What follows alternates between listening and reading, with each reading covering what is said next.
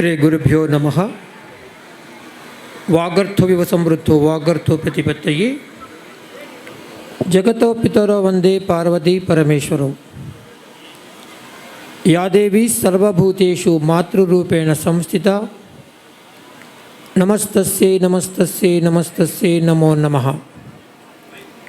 Yeah దేవీ సర్వభూతేషు శక్తిరూపేణ సంస్థిత నమస్తస్యై నమస్తస్యై నమస్తస్యై నమో నమః.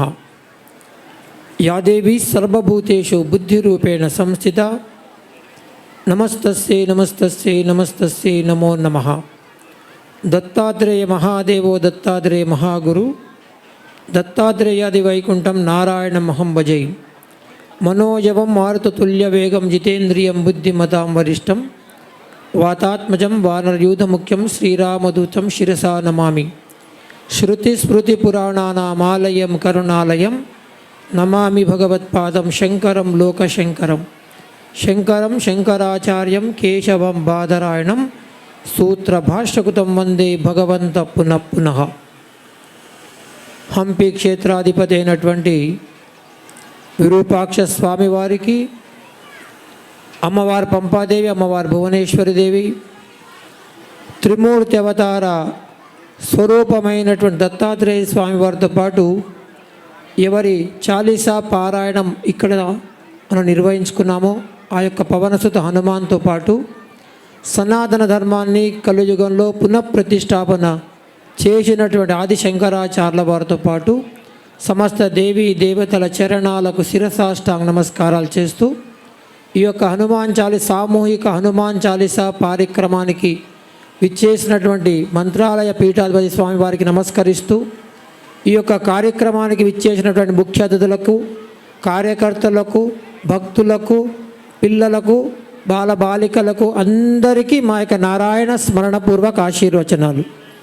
అయ్యా, చప్పట్లు కొట్టకూడదు. చప్పట్లు ఎవరికి కొట్టాలంటే కళాకారులకు కొట్టాలి, భజన చేసేటప్పుడు కొట్టాలి, తర్వాత రాజకీయ నాయకులు కొట్టాలి. స్వామీజీలు కానీ పెద్దవాళ్ళు మాట్లాడుతున్నప్పుడు జయఘోష చేయాలి, జై శ్రీరామ్. ఎవ్వరి మాట వినబట్టాలి. ఆకలితున్నదా? బిస్కెట్లు సరిపోలేదా? అందరు కూర్చోండి. ఎవరైతే నిలబడతారో వాళ్ళు అప్పులు చేస్తారంట, మీ ఇష్టం. బాకీలు చేస్తారంట. మీరు బాకీలు చేయకపోతే ముందు చేస్తారు, మీ ఇష్టం. నిలబడిన వాళ్ళు డైరెక్టర్లు మీరు కూర్చోండి అన్న, దాని పని అది చేస్తారు, మీరు కూర్చోండి. ఓ డైరెక్టర్, నీకే చెప్పేది, కూర్చో.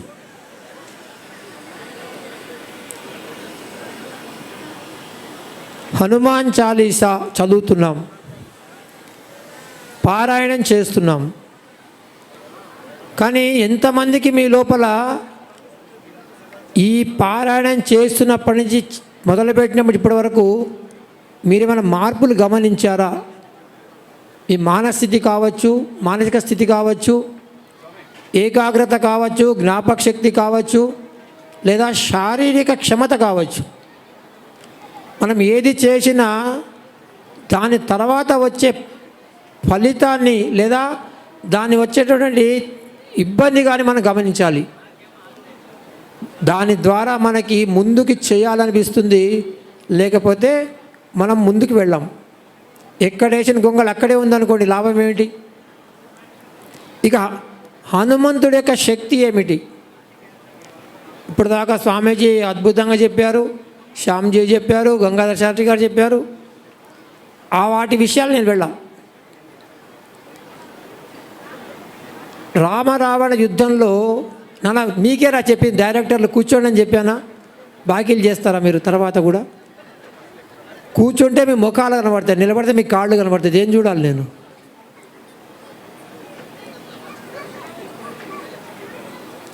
లక్ష్మణ స్వామి మూర్ఛపోతాడు యుద్ధంలో.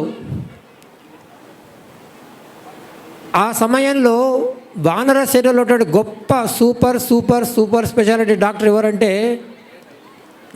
మాట్లాడకంటారా పిల్లలు, మీకు మైక్ ఇస్తా, మీరే మాట్లాడండి, నేను తర్వాత మాట్లాడుతాను. ఇక్కడ 1 వే ట్రాఫిక్ ఉండాలి, 2 వే ట్రాఫిక్ ఉంటే ట్రాఫిక్ జామ్ అవుతుంది. భగవంతుడు అందుకే మనకు ఒకటే నోరు ఇచ్చాడు, 2 చెవులు ఇచ్చాడు, 2 కళ్ళు ఇచ్చాడు, 2 చేతులు, 2 కాళ్ళు ఇచ్చాడు. ఎందుకు? ఎక్కువ పని చేయాలి, ఎక్కువ నడవాలి, ఎక్కువ వినాలి, ఎక్కువ చూడాలి, ఎక్కువ గాలి పీల్చుకోవాలి, తక్కువగా మరి అది ఎక్కువ చేస్తున్నారు కదా మీరు.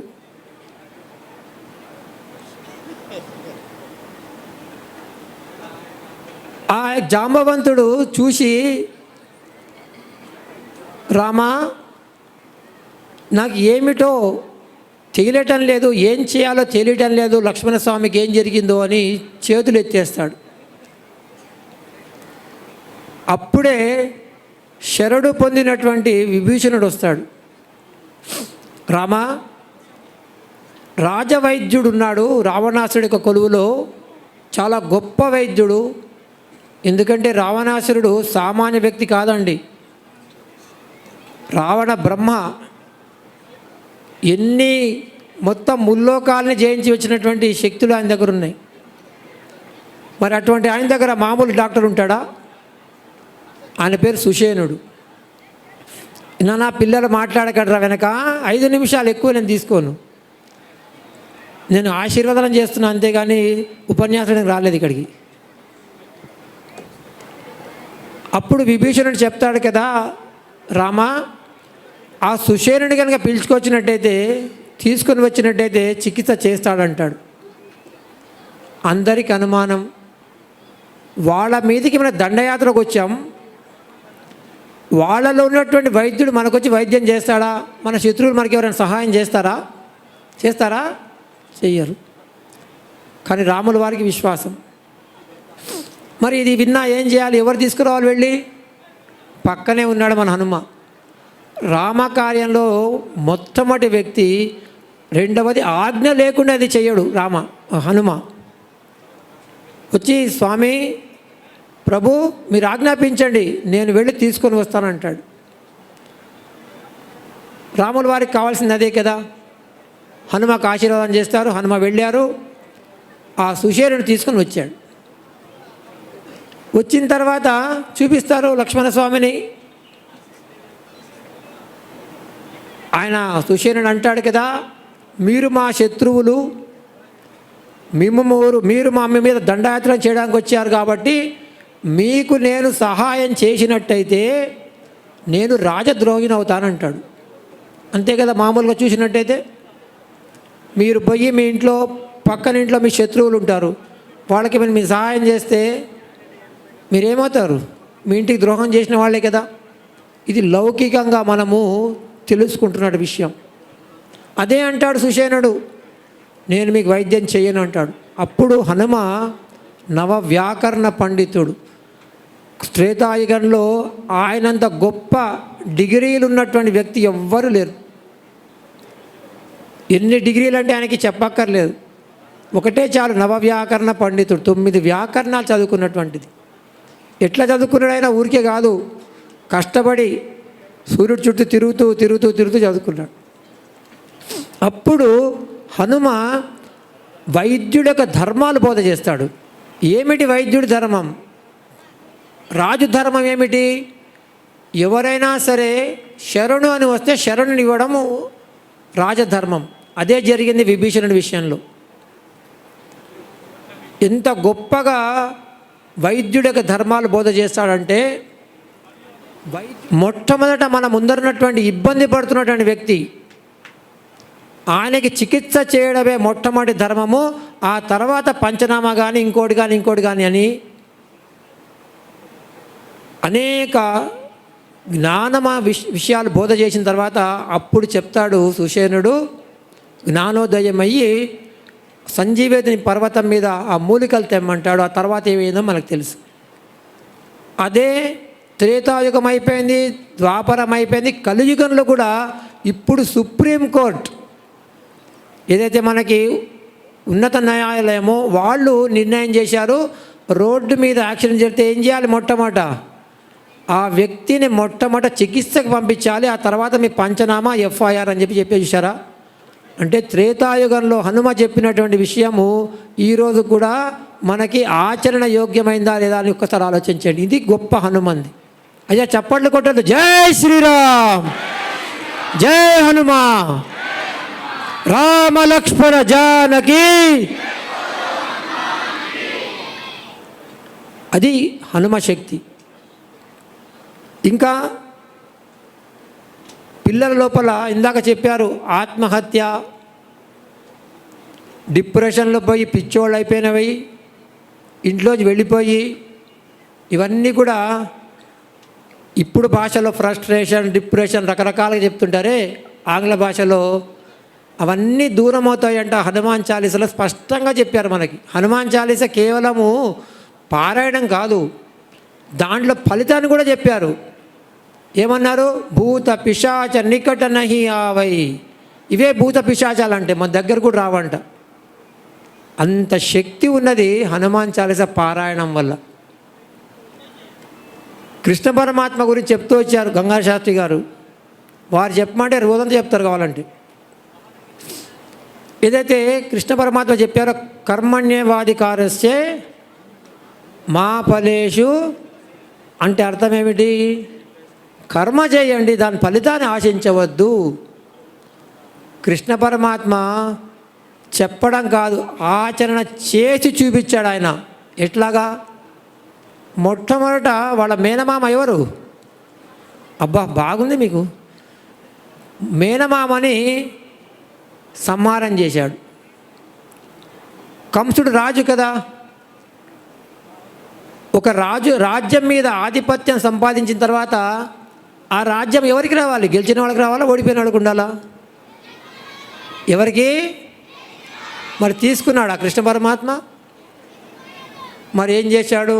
కర్మ చేశాడు కానీ ఫలితాన్ని ఆశించాడా? ఇది రెండవది. నరకాసురుని సంహారం చేశాడు అమ్మవారి యొక్క మాధ్యమంగా. ఆయన చెరపట్టినట్టు ఎంతమంది పట్టపురాణులు? 16,000 మంది కదా. అందరిని విడిపించాడు. ఆ రాజ్యాన్ని తీసుకున్నాడా? తీసుకోలేదు. ఆ తర్వాత జరాసంధుడు అనేక మంది రాజుల్ని బందీ చేసుకున్నాడు ఆయన శక్తితోటి. భీమసేనుడు మాధ్యమంగా జరాసంధుని సంహారం చేయించి ఆ రాజులందరూ విడిపించి ఆ రాజ్యానికి ఎవరికి ఇచ్చాడంటే జరాసంధుని తమ్ముడికి అప్పచెప్పాడు. చూశారా? కర్మణ్యవాధికారస్యే మా ఫలేషు కదాచన. కర్మ చేశాడు కానీ ఫలితాన్ని ఆశించలేదు.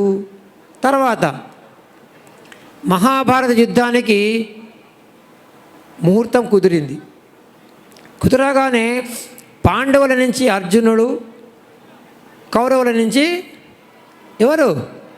పెద్ద ఆయన దుర్యోధనుడు ఇద్దరు వస్తారు. ఎక్కడికి? కృష్ణ పరమాత్మ దగ్గరికి వస్తారు. దేనికోసము? భోజనం చేయడం కోసం వచ్చారా? సహాయం కోసం వచ్చారు. వస్తే కృష్ణ పరమాత్మ చెప్తారు కదా, నా దగ్గర 2 ఉన్నాయి, ఒకటి నేను, రెండవది నా సైన్యం. దుర్యోధనుడు ఏం కోరుకున్నాడు? సైన్యాన్ని కోరుకున్నాడు. సైన్యాన్ని కోరుకున్నప్పుడు కృష్ణ పరమాత్మ అయిన బాండ్ రాసుకున్నారా? నువ్వు రాజ్యం గెలిస్తే, యుద్ధంలో గెలిస్తే నాకు ఎంత రాజ్యం ఇస్తావని? ఏమీ అడగలేదు. ఇప్పుడు మనకు వస్తున్న సంక్రాంతి పండుగ ఏం చూస్తాం మనం? గంగిరెద్దుని చూస్తాం కదా. ఇట్లా అన్నాడు. అర్జునుల వారు ఏం కోరుకున్నారు? మీరు నా రథానికి సారథిగా ఉండాలన్నారు.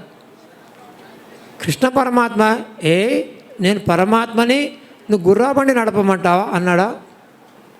ఏమీ అనలే. అంతేకాదు, మీరు యుద్ధంలో గెలిస్తే నాకు ఎంత రాజ్యం ఇస్తానో బాండ్ రాసుకున్నారా? చూశారా? ఇది కర్మణ్యేవాధికారస్యే మా ఫలేషు కదాచన. అంటే మహాత్ములు, పరమాత్మ కావచ్చు, ఎవరైనా కావచ్చు, ఆచరణ చేసి చూపిస్తారు. అదే మనకి శ్రేష్టమైనటువంటిది. ఇవి మనం నేర్చుకోవాలి, చదవడం కాదు. భగవద్గీత కృష్ణ పరమాత్మ ఏం చేశాడు? ఇంకా విశేషమైనటువంటిది కృష్ణ పరమాత్మ యొక్క జీవితంలో. కృష్ణ పరమాత్మని గోపికలంతా ఏమని పిలుస్తారు? ముద్దుగా. సినిమాలు చూస్తారు బాగా, సీరియల్ కదా, టీవీలో ఏం సీరియల్లో? కాణిపాకం, చక్రవాకం, మొగల రేకులు, పూత రేకులు, ఇవే కదా. కార్తీక దీపం ఉందా? పోయిందా? అమ్మ, అది పోతే కష్టం. ఇంకా మన దీపాలే ఆరిపోతాయి. గోపికలు అందరూ కూడా కృష్ణ పరమాత్మని కన్నయ్య కన్నయ్య అని ముద్దుగా పిలుస్తారు. కృష్ణ పరమాత్మ నాన్న మాట్లాడద్దు, నాన్న మీరే తీసుకోండి మైక్, 2 మైకులు ఇస్తా. నా ఫోటో షూట్ తర్వాత నాన్న రే, వాళ్ళు ఎక్కడ పోరు, వాళ్ళు ఇక్కడే ఉంటారు. గోపికలు కృష్ణ పరమాత్మ గోవులను తీసుకొని అడవికి వెళ్తాడు మేపడం కోసం. గోపికలు కూడా ఆ అడవిలో ఉన్నటువంటి బావిలో పోయి నీళ్లు తెచ్చుకుంటుంటారు రోజు. ఒకరోజు ఒక గోపిక వాళ్ళ ఇంటికి ఎక్కువ మంది చుట్టాలు రావడం మూలంగా ఒక పెద్ద కడవ తీసుకుపోయింది. కడవ నిండింది, ఎత్తడానికి ప్రయత్నిస్తే భారంగా ఉంది, బరువుగా ఉంది, పైకి లేవలేదు. మీ ఇంటికి కూడా ఇంతకుముందు వచ్చేవాళ్ళు కదా కూరగాయలు తీసుకుని, పాపం అమ్మలు నెత్తి మీద పెట్టుకొని కింద పెట్టేవాళ్ళు. తర్వాత ఏమనేవాళ్ళు, అమ్మ కొద్దిగా నెత్తి మీద పెట్టమ్మా అనేవాళ్ళు కదా, మనం పెట్టాం కదా. ఇప్పుడు లేదు, అన్ని బండిలు వచ్చేసినాయి. అంతా ఆర్డర్ చేస్తే ఇంటికి వచ్చి తెచ్చిస్తాడు వాడు, తెచ్చే పని లేదు. అట్లా ఆ కడవ లేవలేదు, భారంగా ఉంది. గోపికలకి సహాయం చేసే వాళ్ళ మొట్టమొదటి ఎవరు గుర్తుకొస్తారు? ఎవరు వస్తారు? కన్నయ్య. కన్నయ్య కన్నయ్య అని గట్టిగా పీల్చింది, జవాబు రాలేదు. ముందుకు పోయింది, మళ్ళీ పిలిచింది, రాలేదు. ఇంకా కొంచెం ముందుకు పోయేటప్పటికి మురళీ వాదన వినబడింది. గోపిక కన్ఫామ్, అబ్బా కన్నయ్య ఇక్కడే ఉన్నాడని పరిగెత్తుకుంటూ వెళ్ళింది. అక్కడ కృష్ణ పరమాత్మ చెట్టు మీద హాయిగా పడుకొని తన మురళిని వాయించుకుంటున్నాడు. గోపిక పరిగెత్తుకుంటూ వెళ్ళి, కన్నయ్య కన్నయ్య నా కడవ నిండింది, భారంగా ఉన్నది, కొద్దిగా ఎత్తి నెత్తి మీద పెడితే ఇంటికి పోతాననింది. వెంటనే కృష్ణ పరమాత్మ ఏమన్నాడంటే, గోపిక నీ భారంగా ఉన్న కడవని నెత్తి మీద పెట్టను అన్నాడు. రెండోసారి అడిగింది, కన్నయ్య ఇంటికి ఎక్కువ మంది చుట్టాలు వచ్చారు, ఎక్కువ నీళ్ళ కోసం ఇలా పెద్ద కడవ తీసుకొచ్చాను, కొద్దిగా ఎత్తి పెట్టు కృష్ణయ్య కన్నయ్య అంటే, నేను చెప్పాను కదా పెట్టనంటే పెట్టను అన్నాడు. భారంగా ఉన్న కడవని నెత్తి మీద పెట్టను అన్నాడు. మనకు కూడా మన పని వేరే వాళ్ళు చేయకపోతే ఏమొస్తుంది? ఏం చేస్తాం? చేతిలో ఎదుడు తలపెట్టి కొడతాం కదా.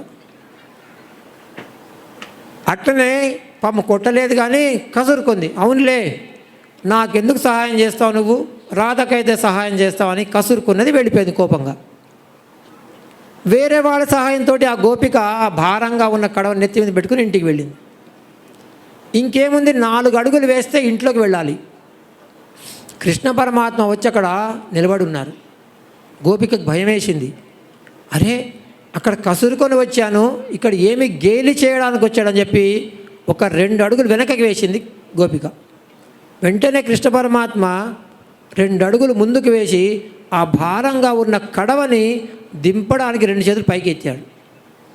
వెంటనే గోపిక అనింది కదా, అక్కడ పెట్టమంటే పెట్టలేదు, ఇక్కడ దించడానికి వచ్చారా, నాకు వద్దు పో అనింది. అప్పుడు కృష్ణ పరమాత్మ చెప్పింది ఏమిటంటే, చూడు గోపిక, నేను భారాన్ని పెట్టేవాడిని కాను, నేను భారాన్ని దించేవాడిని అని చెప్తాడు. ఇది మనం చేస్తాం. అయ్యా చప్పట్లు కొట్టొద్దు. కృష్ణ పరమాత్మకి జై శ్రీరామ్. ఇది మనము చేస్తున్నామా? భగవద్గీత చదువుతున్నాం, భారతం వింటున్నాం, మన ఇంట్లోనే ఎవరికైనా అనారోగ్యం ఉంటుంది, వాళ్ళ దగ్గర కూర్చుంటామా? లేదు నాకు స్కూల్ ఉంది, ఇంకోటి ఉంది, పరిగెత్తిపోతాం. మనం ఏదో సాగు పరిగెత్తిపోతున్నాం కానీ వాళ్ళ దగ్గర కూర్చొని తగ్గిపోతుంది. ఇది చేస్తున్నామా? ఒక్కసారి ఆలోచించాలి. సమాజం యొక్క భారాన్ని మనము దించడానికి ప్రయత్నం చేస్తే భగవంతుడు ఎప్పుడు మన వెనక ఉంటాడు, గుర్తుపెట్టుకోండి. God helps to those who helps himself. అంటే సమాజం కోసం ఎవరైతే చేస్తారో, హిమ్సెల్ఫ్ అంటే సమాజం, ఎందుకంటే మన సమాజంలో భాగం కదా. అట్లా సమాజంలో మనము తప్పు జరుగుతున్నప్పుడు చూసినా దానికి మనము స్పందించకపోయినా ఆ యొక్క పాపం మనకు కూడా వచ్చినట్టే. కర్త కారకశ్చేవ ప్రేరక అనుమోదక అన్నారు. చూసేవాడికి చేసేవాడికి ఆమోదించి అందరికీ భాగమేనంట. అందుకని మన ద్వారా కాదు అది సరిచేయడం, ఎవరి ద్వారా అవుతుందో వాళ్ళకి చెప్పడం, కనీసం సమాచారము ఎవరైతే దాన్ని నిర్మూలన చేయగలదో వాళ్ళకి పంపించడం కూడా మన ధర్మమే.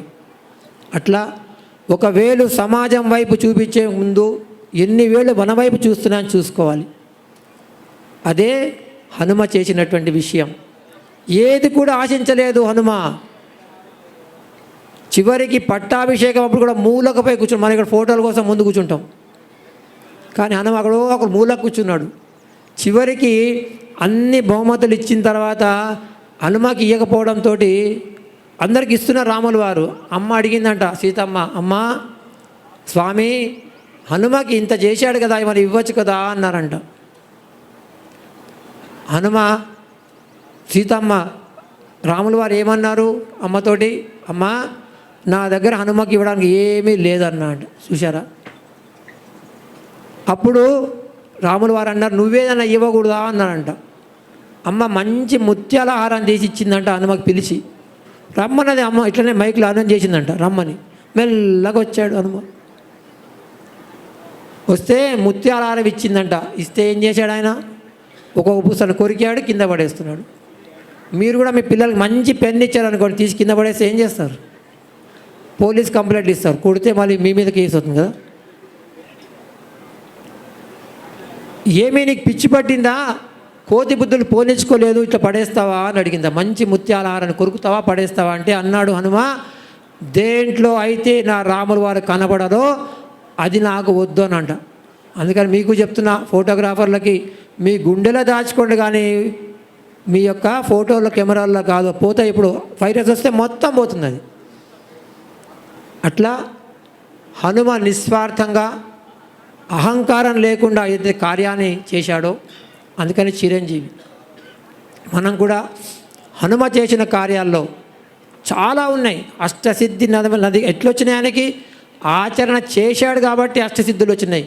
అష్టసిద్ధులు అంటే దూదిలాగా తేలిగ్గా అయిపోవడం, పెద్ద కొండలాగా అయిపోవడం, చిన్న సూక్ష్మంగా అణువు కంటే కింద అంటే బ్యాక్టీరియా అంటే అట్లా అంత చిన్నగా అయిపోవడం, పెద్దగా అవడము, ఇట్లా ఇవన్నీ అష్టసిద్ధులు. ఆ యొక్క సిద్ధులు సాధించాడు కాబట్టి యుక్తితోటి రామకార్యాన్ని చేయగలిగాడు. అట్లా మనం కూడా హనుమ యొక్క పారాయణం, హనుమాన్ చాలీసా ద్వారా మనము అనేక విషయాలు మెల్లగా చదవండి. మీరు ఒక్కొక్క దోహాన్ని చదువుతున్నప్పుడు అమోఘమైనటువంటి శక్తి మీలో కలుగుతుంది. అది గమనించండి. ఊరికి చదువుకుంటూ పోతే కాదు, టేప్ రికార్డర్ చదువుతుంది కదా, అట్లా కాకూడదు. మనం టేప్ రికార్డర్లు కాకూడదు. ఒక్కొక్క మెల్లగా ఒక్కొక్క శబ్దాన్ని అంటూ పోండి, మీ లోపల చూసుకోండి ఎంత శక్తి వస్తుందో. ఇంకా హనుమాన్ చాలీసా ఇప్పటి నుంచి మీరు నేను చెప్పిన విషయాలు గమనిస్తూ 41 రోజులు నిష్టగా ఒకటే సమయంలో, ఒకటే స్థానంలో, ఒకటే సమయము, ఒకటే స్థానం, పొద్దున 6 గంటలకు మొదలుపెట్టి రోజు అదే సమయం అదే స్థానంలో కూర్చొని 5 సార్లు అన్నారు కదా, వద్దు, ఒకటేసారి చాలు. ఎందుకంటే తర్వాత మొబైల్ ఆడుకోవాలి కదా, మనం టీవీ ఆడుకోవాలి, టీవీ చూడాలి కదా. ఒకటేసారి మెల్లగా కళ్ళు మూసుకొని వెన్నెముక నిటారుగా పెట్టి కూర్చొని, కుర్చీ మీద కానీ మంచం మీద కానీ కాదు, కింద కూర్చొని పద్మాసనం వేసుకొని వెన్నెముక నిటారుగా పెట్టి మెల్లగా కళ్ళు మూసుకొని చదవండి. 41 రోజుల తర్వాత మీ లోపల జ్ఞాపక శక్తి పెరగకపోతే అడగండి, ఏకాగ్రత పెరగకపోతే అడగండి. ఈ రెండిటికి ప్రపంచంలో ఇంకొక 100 సంవత్సరాలైనా ప్రపంచంలో మొత్తం డాక్టర్లు కూర్చొని పరిశోధన చేసినా వీటికి మందు దొరకదు, గ్యారంటీ. అంత గొప్ప శక్తి ఈ యొక్క హనుమాన్ చాలీసా కానీ ఏ శ్లోకమైనా సరే, ఏ రామమైనా సరే అద్భుతంగా ఉన్నది. ఈ యొక్క ఇందాక చప్పట్లు కొట్టమని చాలామంది సిగ్గుపడుతున్నారు. చప్పట్లు కూడా ఎందుకని, చప్పట్లు కొట్టడం గొప్ప విజ్ఞానం, సైన్స్. మీ ఇంట్లో టీవీ ఉంటుంది, ఎన్ని ఛానళ్ళు ఉంటాయి దానికి? టీవీకి 1000-2000 దాటిపోయిందా? ఇంకా ఆ ఛానల్ అన్నింటినీ కంట్రోల్ చేయడానికి ఎన్ని ఇన్స్ట్రుమెంట్లు ఉంటాయి? ఒకటే, దాని పేరేంటి? రిమోట్. అట్లనే మన శరీరంలో ఎన్ని అవయవాలు ఉన్నాయి? పైనుంచి కింద వరకు అన్ని అవయవాలే కదా. ఈ అన్నిటికీ రిమోట్ కంట్రోల్ మన చెయ్యి, గుర్తుపెట్టుకోండి.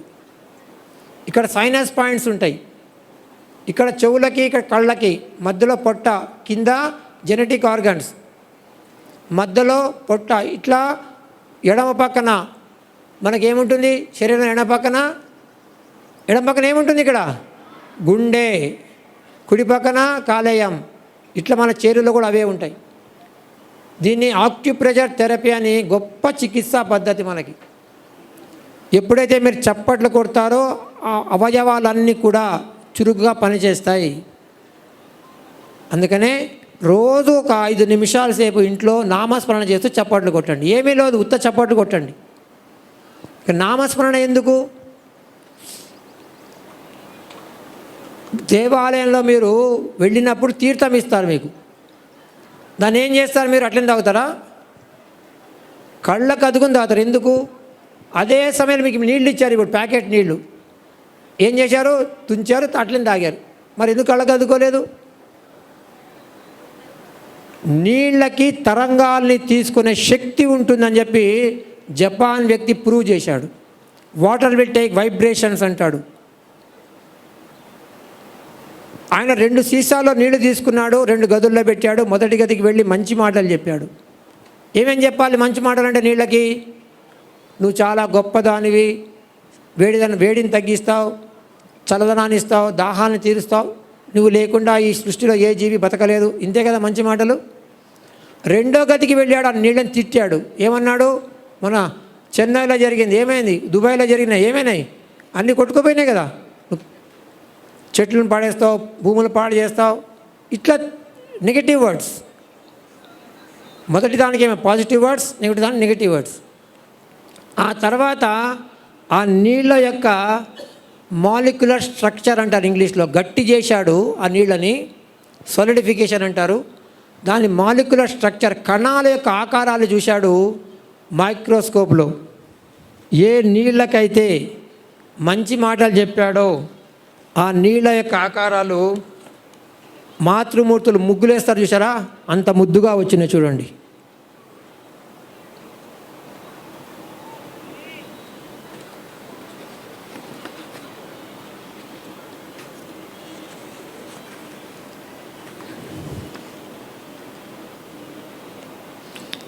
ఏ నీళ్ళకైతే చెడు మాటలు చెప్పాడో, నెగటివ్ వర్డ్స్, ఆ నీళ్ళకి ఆకారాలు ఉన్నాయా? ఇంత గొప్ప రీసెర్చ్ జరుగుతున్నది మన యొక్క భారతీయ సంస్కృతి మీద ప్రపంచ దేశాల్లో. దీనికి మీరందరూ కూడా చూసుకోవచ్చు. పిల్లలు మొబైల్ ఆడుతుంటారు కదా, గేమ్స్, పబ్జి గేమ్స్, ఏమేమి గేమ్స్ ఆడుతుంటారు.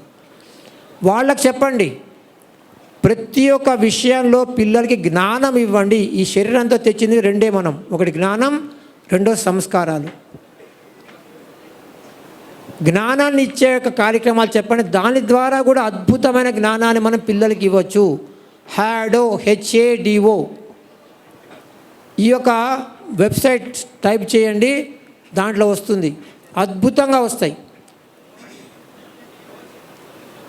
ఇంకా ఎంత చేస్తున్నారు మన విదేశీయులు అంటే, ఉపవాసం చేస్తాం మనమంతా. ఎందుకు చేయాలి ఉపవాసము? ఏం చేయాలి ఉపవాసం అంటే? ఏం చేయాలి? అన్నం తినొద్దు, రొట్టె తినొద్దు. మంచిగా సగ్గుబియ్యంని బాగా నెయ్యిలో ఉడికించి, ఆలుగడ్డలు, ఉప్పు, ఏముప్పు? సైంధవ లవణం. లవణం అంటే ఉప్పు కాదా? అది తినకూడదు, కానీ సైంధవ లవణం తినొచ్చు. పదార్థాలని మార్చుకుంటున్నాం. నేను విమర్శ చేయటం లేదు, పదార్థాలని మార్చుకుంటున్నాం అంతేగాని ఉపవాసం అంటే ఏమి చేయాలి, ఎందుకు చేయాలి, ఎలా చేయాలి, దాని ఫలితం ఏమిటి అద్భుతంగా చెప్పాడు. ఆటోఫాజీ, AUTOPHAG, ఇవే చూడండి దాంట్లో. ఇవి చెప్పండి పిల్లలకి. దాన్ని చూడండి నాన్న, చదవండి నాన్న అనండి, వాళ్ళు చదువుతారు, వాళ్ళకి జ్ఞానం వస్తుంది, మీకు కూడా విషయాలు తెలుస్తాయి. అట్లా నామస్మరణ కేవలం 4 మాటలు చెప్తే నీళ్ళకి అంత శక్తి వస్తే, మన శరీరంలో ఎంత శాతం నీళ్ళు ఉన్నాయి? సైన్స్ స్టూడెంట్స్ ఉన్నారు కదా అందరూ, ఎంత ఉంటుంది శాతం? 70% ఉంటుంది. మరి ఆ నీళ్ళకి ఈ యొక్క నామస్మరణ ద్వారా దేవాలయంలో ఊరికినే చేరు కదా అభిషేకం, ఎన్ని మంత్రాల ద్వారా చేస్తాం, అందుకే దాన్ని పవిత్రంగా తాగుతాం మనం. ఎంత శక్తి రావాలి, మన కణాలకు ఎంత శక్తి వస్తుంది. అందుకనే నామస్మరణ చేయండి. చివరిగా 3 నామాలు చెప్తాను. ఇవన్నీ కష్టం అంటే, ఎవరికైతే పలకడం రాదో 3 నామాలు చెప్తాను, అది రోజు మీరు 9 సార్లు చేసుకొని చాలు. అట్లా నామస్మరణ చాలా విశేషమైనటువంటిది. ఈరోజు మన యొక్క ధర్మం యొక్క విశేషం ఏమిటంటే, ఏ దేశంలో అయితే మనం కనుక ప్రయాణం చేస్తే మన దగ్గర దేవుడు ఫోటో కనబడితే చాలు జైల్లో పెట్టే దేశం. ఆ దేశాలలో ఈరోజు 25 ఎకరాలు, మన గుడి ఎన్ని ఎకరాల్లో ఉంటుంది? ఎక్కువ అంటే 2 ఎకరాలు, 3 ఎకరాలు, 5 ఎకరాలు, 10 ఎకరాలు. 26 ఎకరాల్లో అద్భుతంగా దేవాలయం నిర్మించుకున్నారంటే దీనికంటే మన యొక్క ధర్మం ఎంత గొప్పది, సనాతన అనేది మనకే అర్థమవుతుంది. అయ్యా చప్పట్లు కొట్టద్దు. జై శ్రీరామ్. దుబాయ్లో కట్టారు కదా, తెలుసా? చూడండి, ఫోర్డ్ కంపెనీ యజమాని సమయం ఉంటుంది ఆయనకి. ఆయన ప్రతి నిత్యం కూడా 16 మాలలు జపం చేస్తాడు. ఒక మాలలో ఎన్ని పూసలు ఉంటాయి? 108 ఇంటూ 16 లెక్క పెట్టుకోండి. వాళ్ళకు అర్థమైంది. బరాక్ ఒబామా అధ్యక్ష పదవిలో ఉన్నప్పుడు తన నివాస స్థానమైనటువంటి శ్వేత భవనం, వైట్ హౌస్ లోపల దీపావళి పండుగ రోజు పెద్ద పెద్ద దీపాలు తెప్పించి పండితులను పిలిపించి దీపాలు వెలిగించి అసతోమా సద్గమయ తమసోమా జ్యోతిర్గమయ మృత్యోమా అని దానికి అర్థం చెప్పాడు. From ignorance to knowledge, from mortality to immortality. అజ్ఞానం అని అంధకారం నుంచి జ్ఞానమని వెలుతురులోకి వెళ్తుంది, తీసుకెళ్తుంది దీపాలు వెలిగిస్తే. మృత్యుని చమరత్వానికి వెళ్తారని చెప్పాడు. మనం ఏం చేస్తున్నాం? బర్త్డే పేరుతోటి దీపాలని పిల్లలతోటి నార్పిస్తున్నాం. దీపం ఆరిపోయిందంటే మన జీవితమే ఆరిపోయినట్టు గుర్తుపెట్టుకోండి. దీని ప్రత్యక్ష ప్రమాణం చెప్తాను మీకు నేను. సీరియల్లో కానీ, టీవీలో, సినిమాలో కానీ ఎవరైనా ఒకరు స్వర్గస్థులైనటువంటి విషయం చెప్పలేకపోతే బాధతోటి ఇంట్లో ఏం చేస్తారు? సాంకేతికంగా ఏం చేస్తారు? ఒక దీపాన్ని ఆర్పి చూపిస్తారు. చూసుకోండి, దీపం ఆరిపోయిందంటే ఎవరో ఒకరు స్వర్గస్థులు. మన ఇంట్లో పుట్టిన పండగ చేసుకోవాలి, బర్త్డేలు కాదు. రామా డే చేస్తున్నామా? రామనవమి చేస్తున్నామా? గణేష్ డే చేస్తున్నామా? గణేష్ చతుర్థి చేస్తున్నామా? సుబ్రహ్మణ్య షష్ఠి, రామనవమి, ఇవన్నీ కూడా తిథుల ప్రకారం చేసుకుంటే శక్తి ఉన్నది, డేట్ ప్రకారం చేసుకుంటే నష్టం ఉంది. అట్లా మన యొక్క సనాతన ధర్మం విశేషమైనటువంటిది, ప్రపంచానికే ఆచరణ యోగ్యమైనటువంటి ధర్మం ఇది, మతం కాదు. ఇక చివరిగా బడిలో అందరూ కూడా పిల్లలు రైమ్స్ చెప్తారు కదా. పిల్లలందరూ కూడా బడికి పోయి ఏం రైమ్స్ చెప్తారమ్మా? చిన్నపిల్లలు ఎన్నేం చెప్తారు? వానదేవుని పొమ్మని రైమ్స్ చెప్తున్నారు. రెయిన్ రెయిన్ గో అవి. అందుకని వానలు రావటం మనకి. తుఫాన్ రావాలి, వాన రావాలి. బాలవాక్కు, అందుకనే వానలు రావటం లేదు. మనం ఏమనాలి ఇప్పుడు? మన భాష మీద ద్వేషం లేదు. ఏమనాలి ఇప్పుడు మనము? రెయిన్ రెయిన్ కమ్ కమ్, గుంటలన్నీ గమ్ గమ్ అనాలి. రాడా వానదేవుడు? ఎందుకు రాడు చూద్దాం. ఓరంగా శ్రీరంగా అంటే ఓహగంటాడు, కోరి పిలిచిన పాదభక్తుల కోరిక తీర్చుతాడు, దండిగా నామ స్మరణము చేసిన దర్శనమిస్తాడని చెప్పి మనకి భజనలు ఉన్నాయి. అందుకని మనం ఏం చేయాలి ఇప్పుడు?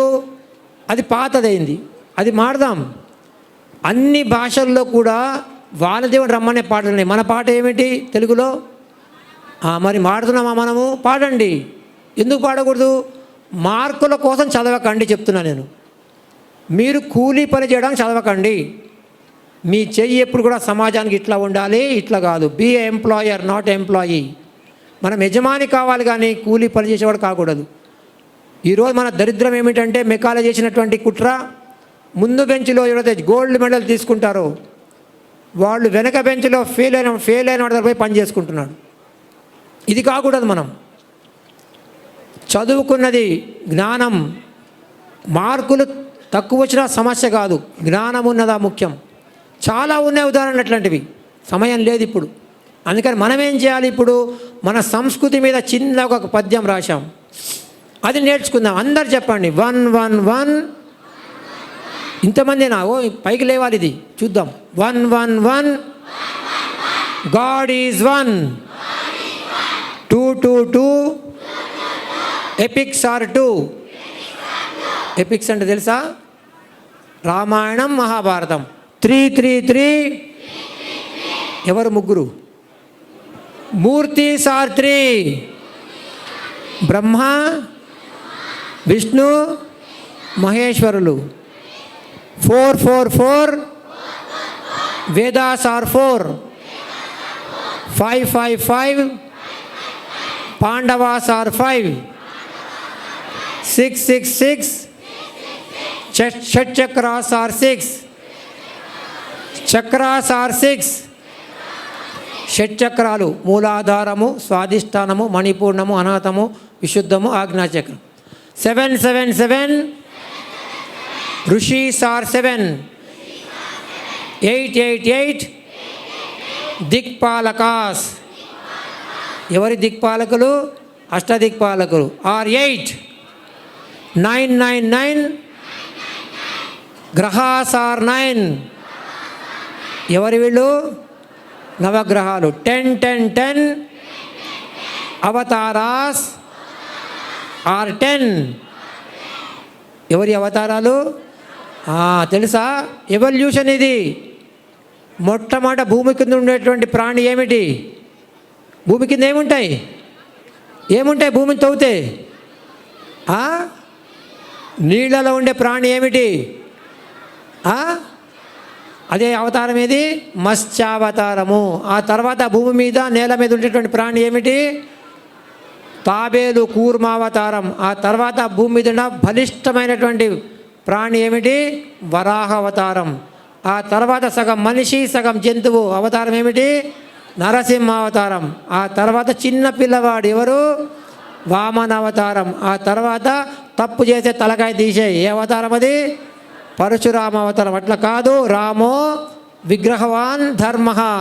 ఏ తప్పు చేసి అంతే శిక్ష వేయాలి, రామావతారం. ఆ తర్వాత కర్మణ్యేవాధికారస్య మా ఫలేషు కదాచన. కర్మ చెయ్యి, ఫలితాన్ని ఆశించచ్చు, కృష్ణావతారం. ఆ తర్వాత అందరికి ఏం కావాలి? అందరికి కావాలి కదా. అది పండించేది ఎవరు? రైతు యొక్క ఆయుధం ఏమిటి? నాగలి పట్టుకున్నది ఎవరు?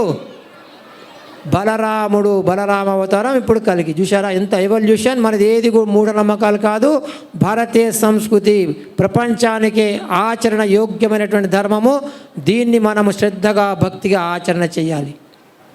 చివరిగా సంస్కారం గురించి ఒక చిన్న విషయం చెప్పిన వానికి విరామాన్ని ఇస్తాం. ఉదయం లేవగానే మాతృమూర్తులు ఇంట్లో అందరికీ, పిల్లలకి, పెద్దవాళ్ళకి ఏమి ఇస్తారు? వేడివేడిగా కాఫీ, టీ కదా. దానికి కావాల్సిన 2 పదార్థాలు. ఒకటి కాఫీ డికాక్షను, రెండోది పాలు లేదా టీ పొడి, పాలు. చక్కెర అక్కర్లేదు, ఎందుకంటే అందరు షుగర్ లేస్తే కదా. ఆ పాలు జడ పదార్థమైన పాలు అట్లనే మర్చిపోయి పెట్టామనుకోండి 2 గంటలు, ఏమవుతాయి? పాలు ఏమవుతాయి? తినలేదా? పగిలిపోతాయి. జడ పదార్థమైన పాలు గంటలో లేదా 2 గంటల్లో పాడైపోయే పాలకి చిన్న సంస్కారం ఇవ్వాలి. ఒక గిన్నెలో పోసి వేడి అనే సంస్కారం ఇస్తే ఏమవుతాయి? అవి తాగుతాయి. పైన ఏం కడుతుంది? మీగడ కడుతుంది. చిన్న సంస్కారం ఇచ్చాం. ఈ కాచినటువంటి పాలు సాయంత్రం వరకు, స్నాక్స్ టైం వరకు బాగుంటాయా? బాగుండవా? బాగుంటాయి. చూసారా? చిన్న సంస్కారం ఇచ్చాం. జడ పదార్థమైన పాలకి ఎంత శక్తి పెరిగింది? ఎన్ని గంటల శక్తి పెరిగింది? రుచి కూడా ఎక్కువ. పచ్చి పాలు తాగలేం, కాచిన పాలు రుచిగా కూడా ఉంటాయి. కాచిన పాల కంటే ధర కూడా ఎక్కువ కాచిన పాలు. చిన్న సంస్కారం వల్ల శక్తి పెరిగింది, రుచి పెరిగింది, దానికి విలువ పెరిగింది. చూసారా? ఆ పాలకి ఇంకో చిన్న సంస్కారం ఇవ్వాలి, అట్లనే పెడితే పాడైపోతాయి. మజ్జిగ తీసుకొని తోడు అనే సంస్కారం ఇస్తే ఏమవుతాయి? అవి పెరుగు ఒక రోజు పెట్టుకున్న పాడవుతాయా? పులుపు రావచ్చేమో కానీ పాడుగావు. చూసారా? చిన్న సంస్కారం వల్ల ఎంత శక్తి పెరిగింది. అందుకని మన శాస్త్రం చెప్తుంది, రాత్రిపూట పెరుగు తినకూడదు. రాత్రో దధ్యాన్న భుక్తస్య ఆయుక్షీణే దినే దినే. సూర్యుడు అస్తమించిన తర్వాత పెరుగు తినకూడదు. మజ్జిగ తాగాలి, మజ్జిగ తినాలి, పాలు తినాలి. పెరిగింది శక్తి, ఎన్ని గంటలు రుచి పెరిగింది. పిల్లలు పాలు తాగరు కానీ పెరుగు తింటారు. ఆ పెరుగుకి ఇంకో చిన్న సంస్కారం ఇవ్వాలి. కవ్వం తీసుకొని చిలికితే ఏమొస్తుంది? ఏమొస్తుంది? ఎవరికి ఇష్టం? అంటే దాని గుణం ఎంత, దాని శక్తి ఎంత, దాని విలువ ఎంత. ఆ వెన్నెకి ఇంకో చిన్న సంస్కారం ఇవ్వాలి. వేడి చేస్తే ఏమొస్తుంది? నెయ్యి ఎన్ని రోజులు బాగుంటుంది? నెల ఉన్నా కానీ పాడు కాదు కదా. చూసారా? గంటలో లేదా 2 గంటల్లో పాడైపోయే జడపార్థమైన పదార్థమైన పాలకి చిన్న చిన్న సంస్కారాల ద్వారా నెల రోజులు ఉండేటువంటి బెయ్యి వచ్చింది. అట్లా మన జీవితంలో కూడా మనం ఏదైతే తీసుకొని వచ్చామో, ఏం తీసుకొచ్చాం? జ్ఞానం, సంస్కారాలు. ఈ సంస్కారాలను పెంచుకోవాలి. ఈ సంస్కారాలు ఏమిటి? పొద్దున లేవగా చెప్తూనే ఉన్నారు, మాతృదేవోభవ. ఎవరైతే తల్లి తండ్రులకి పాదాభివందనం చేస్తారో ఉద్యమం లేచి, వాళ్ళకి ఎప్పుడు కూడా నంబర్ 1. మార్కండేయుడు కేవలం ఆశీర్వాద బలం వల్ల చిరంజీవి అవుతాడు. అంత శక్తి ఉన్నది. అందుకని ఇవే సంస్కారాలు. అంటే పెద్దగా దండం పెట్టండి, సెకండ్ ఇవ్వడం కాదు. సెకండ్ ఇస్తే పెళ్ళి అయినట్టు. పాణిగ్రహ సంస్కారం అంటారు దాన్ని. తాళి కడితే పెళ్ళైనట్టు కాదు, జీలకర్ర బెల్లం పెడితే పెళ్ళైనట్టు కాదు. వధువు యొక్క చేతిని వరుడి చేతిలో పెడతారు. అది పాణిగ్రహణ సంస్కారం. చెయ్యి సెకండ్ ఇస్తే ఏమైనట్టు? ఇప్పుడు ఏమైనట్టు? మరి పెళ్లి చేసుకుంటారు అంతమందితో మీరు నమస్కారం చేయాలి, నువ్వు నేను ఒకటి అని. అట్లా మీరందరూ కూడా భారతదేశంలో హిందువుగా మనం జన్మించింది ఒక జన్మ పుణ్యం కాదు. ఇది 83,99,999 జన్మలు అయిపోయినాయి మనకి. ఆ జన్మల్లో మంచి కార్యాలు చేశాం కాబట్టి మనకి భారతదేశంలో హిందువుగా జన్మ లభించింది. దీన్ని సార్థకం చేసుకోవాలంటే మన ఋషిమునులు మనకి ఇచ్చినటువంటి మార్గంలో నడవాలి, వాటిని ఆచరణ చేయాలి. ఇంట్లో మాతృమూర్తులు రేక వంటకాలు చేస్తారు పండగ వస్తే, అవన్నీ ముందు పెట్టుకొని ఒక మంచి న్యూట్రిషన్ పిలిచి, నానా దీంట్లో ఎన్ని ప్రోటీన్స్ ఉంటాయి, దీంట్లో ఎన్ని విటమిన్లు ఉంటాయి, దీంట్లో ఎన్ని ఫ్యాట్స్, ఎంత ఫ్యాట్ ఉంటుంది, ఎన్ని క్యాలరీస్ ఉంటాయని చెప్తూ కూర్చుంటే 2 రోజుల్లో నాకు కడుపు నిండుతుందా? శక్తి వస్తుందా? ఎప్పుడు వస్తుంది శక్తి? ఎప్పుడు వస్తుంది? అట్లనే మన ఆచారాలని, ధర్మాన్ని మనం ఆచరణ చేయాలి. అట్లా చేస్తారని ఆశిస్తూ మీ అందరికీ హంపి క్షేత్రాధిపతి విరూపాక్ష స్వామివారు, అమ్మవారు పంపాదేవి, అమ్మవారు భువనేశ్వరి దేవితో పాటు సమస్త దేవీ దేవతలు మీ అందరికీ ఆయు ఆరోగ్య ఐశ్వర్యాలతో పాటు మంచి జ్ఞానాన్ని ప్రసాదించమని ప్రార్థిస్తున్న వానికి విరామాన్ని ఇస్తాను. సర్వే జన సమస్త సన్మంగళాని భవంతు. ఓం తత్సత్. 3 నామాలు చెప్తాను, అందరం చప్పట్లు కొడుతూ బ్రహ్మాండంగా ఇప్పుడు మనము చేద్దాం భజన. హర హర శంకర జయ జయ శంకర, హర హర శంకర జయ జయ శంకర, హర హర శంకర జయ జయ, హర హర శంకర జయ జయ శంకర. రెండవది శ్రీరామ జయ రామ జయ జయ రామ, శ్రీరామ శ్రీరామ జయ రామ జయ జయ రామ, శ్రీరామ జయ రామ జయ జయ రామ. మూడవది దత్తాత్రేయ తవ శరణం, దత్తన్నామా తవ శరణం, దత్తాత్రేయ తవ శరణం, దత్తన్నామా తవ శరణం.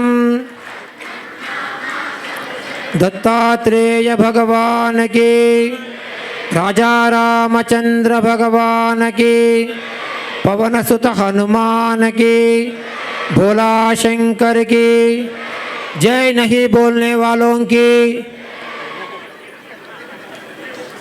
ఒక కవి బాగా అద్భుతంగా చెప్పాడు, राम नाम का काम राम का ध्यान राम का करिए, बजरंग जी की शक्ति लेकर आगे बढ़ते रहिए అని. మనం ఇప్పుడు ఏం చేయాలి? नाम देश का काम देश का ध्यान देश का करिए, భారత్ మా की శక్తి లేకర్ ఆగే बढ़ते रहिए అని మనం ముందుకు పోయినట్టయితే మన జీవితం ధన్యమవుతుంది. జై శ్రీరామ్, జై Sriram. Thanks for watching. Please comment, like, share and subscribe our channel.